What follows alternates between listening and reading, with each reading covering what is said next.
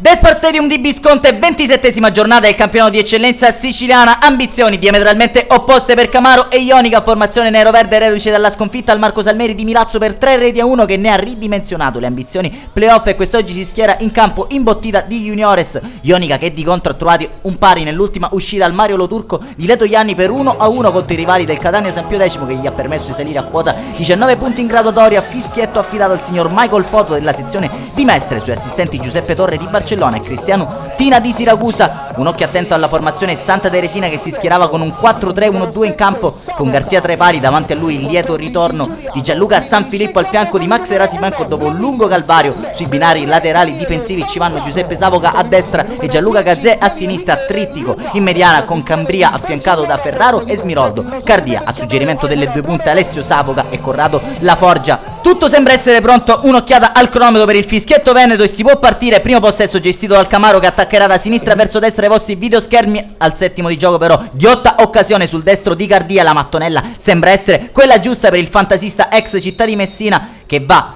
in prima battuta sulla barriera, torna sul suo destro il pallone. Fredda Sannè per il vantaggio della formazione di Mimmo Moschella. 1-0 al Despar Stadium. La firma di Ciccio Cardia dopo 7 di gioco sull'incontro. Prova allora a reagire dall'altro lato la formazione Mister Luca con questo tentativo di D'Amico, la cui bordata però risulta centrale per Garzia. 60 secondi più tardi ci proverà allora Paludetti con un fendente mancino che termina largo di 1 metro alla sinistra della porta difesa da Garzia. Assistono attoniti i due tecnici a una partita animata sin qui da ritmi blandi. Al 20esimo però ghiotta occasione per la Ionica all'altezza del dischetto e il calcio del rigore. Infatti Ferraro spara addosso a Sannè. Comunque pregevole il riflesso del giovane classe 99 estremo difensore del Camaro.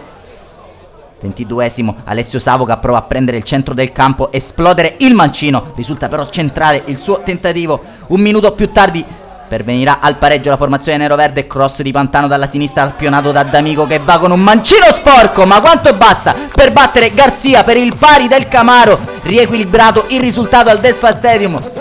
Nel tabellino dei marcatori si iscrive anche Daniele D'Amico, che si esibisce in questa esultanza dedicata al cugino prossimo natio. Ci prova allora la Ionica a passare in vantaggio con questa volée di Laforgia. Quando siamo al 26esimo dall'altro lato ci prova Paludetti da posizione decentrata al minuto 28 ad andare direttamente in porta. Termina però alto sulla trasversale il suo destro.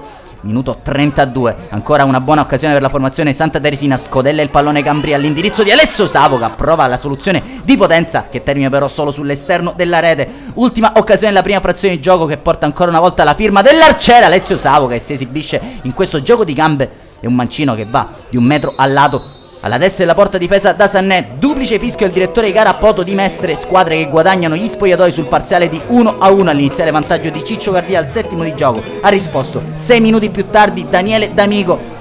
Si torna in campo allora nella ripresa a parti invertite.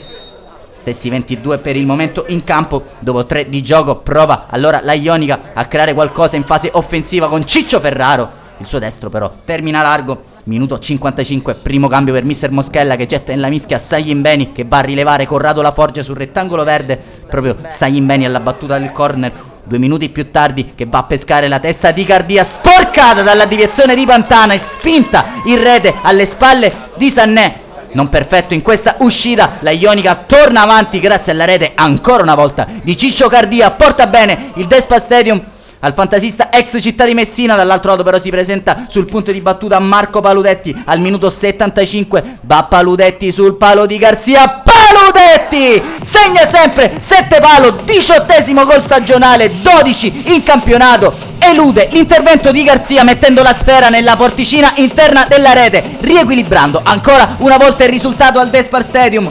2 minuti più tardi però c'è questa penetrazione in area di rigore di Mirko Smiroldo. Mirko Smiroldo atterrato da Costa, indica il dischetto, il fischietto Veneto Poto. Ha un'occasione ghiottissima la Ionica di riportarsi avanti, ma che bella azione di Mirko Smiroldo, percussione terminata con un fallo. E allora massima punizione per la Ionica. Sul punto di battuta si presenta Ciccio Cardia, intuisce Sannè, hat-trick di Ciccio Cardia che si carica la squadra sulle spalle, tripletta servita e Ionica avanti per 3-2. Dall'altro lato la reazione del Camaro è tutta in questo tentativo a giro di Daniele D'Amico, che non c'entra però il bersaglio grosso. Scampoli di gara nel finale anche per Mattias Pugliesi, che va a prendere il posto di Mirko Smiroldo. Siamo al minuto 89, disperato, mister Moschella chiama la carica ai suoi, Alessio Savoca si esibisce in questa ruleta, ma manca l'ultima rifinitura. Da apprezzare comunque il gesto tecnico dell'arciere che elude l'intervento di Spoto con questa perfetta ruleta alla Zidane.